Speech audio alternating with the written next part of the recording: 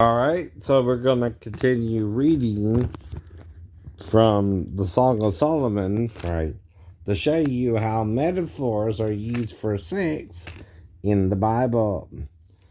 And they might not always come out and say in our language what they say in the Hebrew language.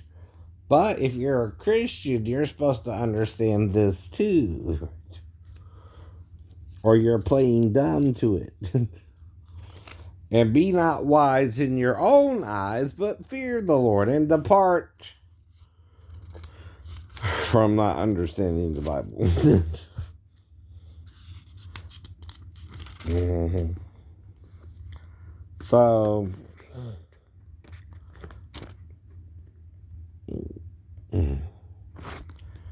we're in chapter 5 now. I am coming to my garden, my sister, my spouse. I have gathered my myrrh with my spice. I have eaten my honeycomb with my honey. Mm-hmm. I have drunk my wine with my milk. Eat, O friends, drink ye, drink abundantly, O beloved. Mm-hmm. I sleep, but my heart waits. It is the voice of my beloved that knocks, saying, open to me. Mm-hmm. My sister, my love, my dove, my undefiled, for my head is filled with dew, and my locks with the drops of the night. I have put off my coat. How shall I put it on? I have washed my feet. How shall I defile them? Now remember, Jesus washed the disciples' feet. Is this from the Song of Solomon? Part of why he did so, maybe. Mm-hmm. My beloved put in his hand by the hole of the door. Is there a hole on the woman? No. And my bowels were moved for him. You wiggle it just a little bit. Want to see you wiggle it just a little bit. Know what that means? I do. I can show you if you like. Ladies, and only the ladies. I open to my beloved, but my beloved had withdrawn himself and was gone. My soul failed when he spoke. I sought him, but I could not find him. I called him, but he gave me no answer.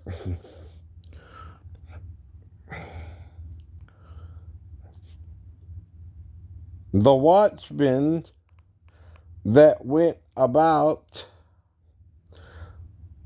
the city found me. They smote me, right?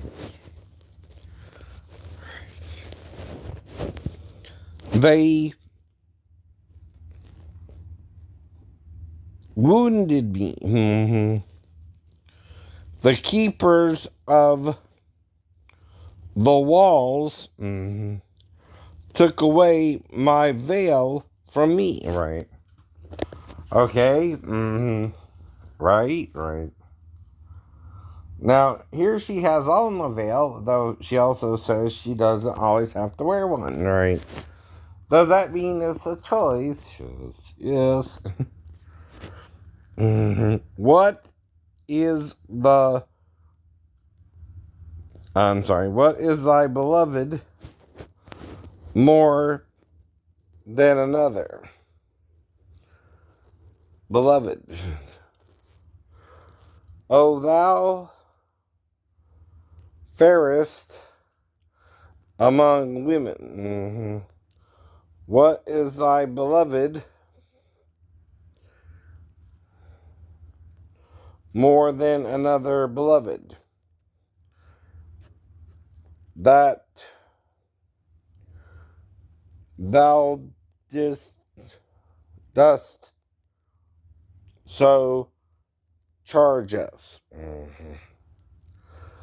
My beloved is white and ruddy. The chiefest among 10,000, right? You ever heard he's the fairest of 10,000 to my soul? Okay, right. That's probably where they get that, right?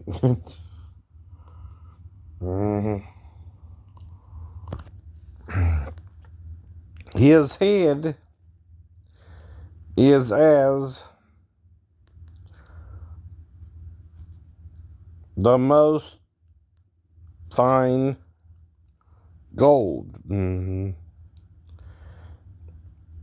His locks are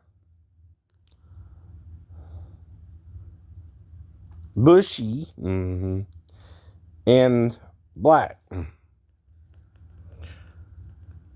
as a raven, right? So he's a white man with black hair, right? And she's black, all right? An African woman of some sort, right? Dark skinned woman, right? So he's white and she's black. Is this interracial to you? Yes. Okay. Get the point? All right. That's why I went. And some of my girlfriends were a mixed ethnicity. His eyes are as the eyes of doves by the rivers of waters, washed with milk and fitly set. His cheeks are as a bed of spices, as sweet flowers. His lips are lilies, and lilies are also usually white, dropping sweet smelling myrrh. His hands are as gold rings set with real. His belly is as bright ivory. Again, ivory is what color? White, bone white. And overlaid with sapphires. Sapphires are blue. His legs are as pillars of marble. Marble is usually what? White.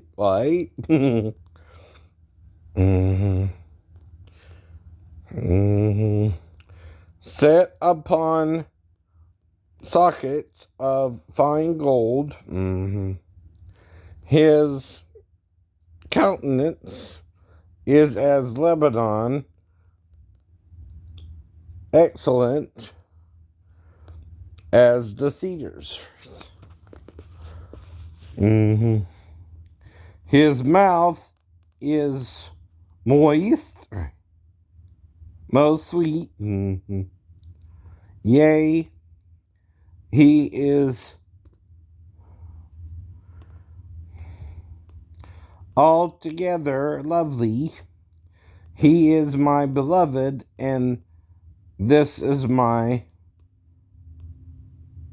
friend, O daughters of Jerusalem.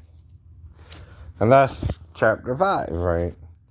And see, here we know that Solomon is what color, though? White. Right.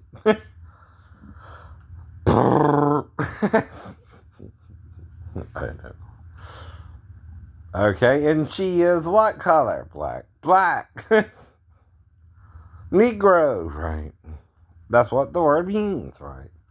Now, Niggr used to be the Portuguese word for black. But Southern men would always hurl insults with it towards African people. Mm-hmm. And it became derogatory, right? But the thing is, you can't use it on each other unless you play and save master yourself to one another. You understand? Right? Either completely quit using the word I'll use again, right? Because if you use it, we're going to want to use it because we're still related. You know? See, if Noah was an albino, right, he was super white. he too could have married a dark-skinned woman, right? And he too could be the source of all nations, right? Ham is seen as dark-skinned, right? Jephthah, who's really the firstborn, by the way, is seen as European, right?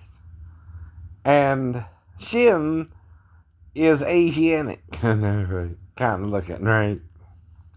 And where you get Chinese and other people like that from, right?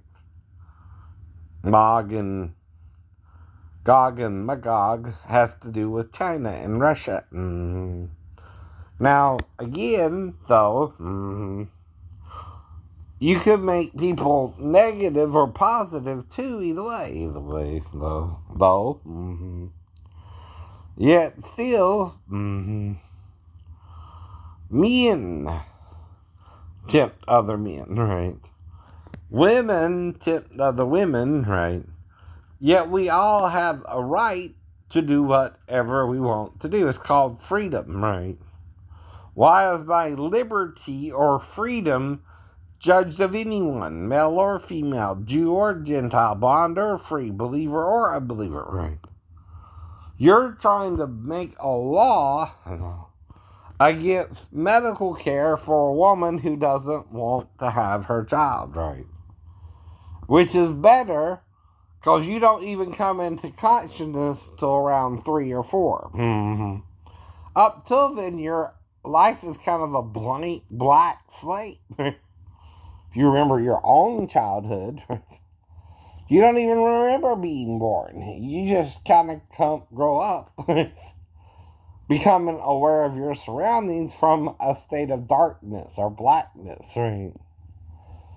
In fact, I didn't even know I was circumcised, you know what I mean? Never thought about it. Okay, but I'm circumcised, ladies, if that matters to you or not, right? If you're a Jew, I can be with you. If you're not, okay. I can be with you too, right? I don't care. Right? But I'm circumcised, right? But even the Egyptians or the Muslims or the some other people circumcised, right? Yet the Jews circumcised the 8th day. I was circumcised the 1st day in the hospital, right? Oops. 7 days off. What does that mean?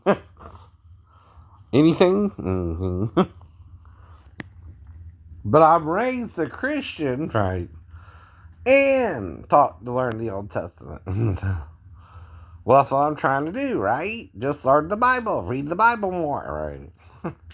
Well, guess what I'm doing? Reading the Bible. Reading the Bible more. And I understand what it's saying, right?